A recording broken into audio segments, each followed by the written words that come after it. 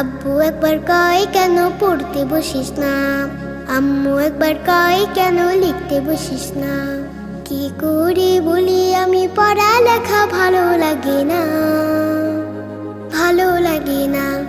হঠাৎ যদি পৃথিবীটা এমনি হতো, মাস্টাররা সব পড়ালেখা ভুলে যেত। হঠাৎ যদি পৃথিবীটা এমনি হতো, মাস্টাররা সব পড়ালেখা ভুলে যেত।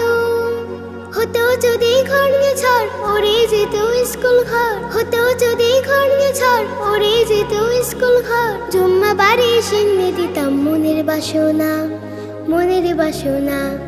আব্বু একবার কয় কেন পড়তে বসিস না, আম্মু একবার কয় কেন লিখতে বসিস না।